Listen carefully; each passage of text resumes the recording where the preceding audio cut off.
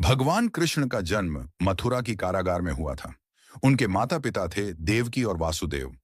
जन्म के समय मथुरा का राजा कंस था, जो देवकी का भाई था। कंस को आकाशवाणी से पता चला था कि देवकी की 8वीं संतान उसकी मृत्यु का कारण बनेगी।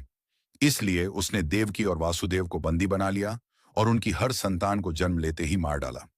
जब कृष्ण का जन्म हुआ तो चमत्कार से वासुदेव कारागार से बाहर निकल गए और शिशु कृष्ण को गोकुल में नंद बाबा और यशोदा माता के घर पहुंचा दिया। बचपन की लीलाएं। कृष्ण का बचपन गोकुल और वृंदावन में बीता।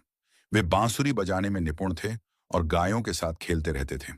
बचपन में उन्होंने अनेक चमत्कार किए, जैसे पूतना राक्षसी का वध, शकटासुर का नाश, कालिय नाग का दमन यमुना नदी में, गोवर्धन पर्वत उठाना। जब इंद्र ने गोकुल वासियों पर प्रलयकारी वर्षा की, तब कृष्ण ने अपनी छोटी उंगली पर पूरा पर्वत उठाकर सबको बचाया। मथुरा वापसी और कंस वध बड़े होने पर कृष्ण मथुरा गए और वहां कुश्ती के अखाड़े में कंस का वध किया। इसके बाद उन्होंने अपने माता पिता को कारागार से मुक्त कराया। द्वारका की स्थापना कृष्ण ने आगे चलकर समुद्र किनारे एक नया नगर बसाया, जिसे द्वारका कहते हैं। वहां उन्होंने यादवों का नेतृत्व किया। महाभारत और गीता महाभारत युद्ध में कृष्ण पांडवों के मित्र और सारथी बने। उन्होंने युद्ध में स्वयं शस्त्र नहीं उठाए, बल्कि अर्जुन के रथ सारथी बने और युद्ध भूमि में उन्हें भगवद गीता का उपदेश दिया।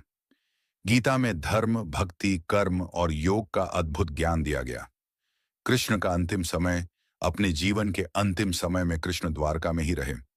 महाभारत के बाद यदुवंश में आपसी कलह हुई और अंततः कृष्ण ने धरती पर अपनी लीला पूरी कर शरीर त्याग दिया।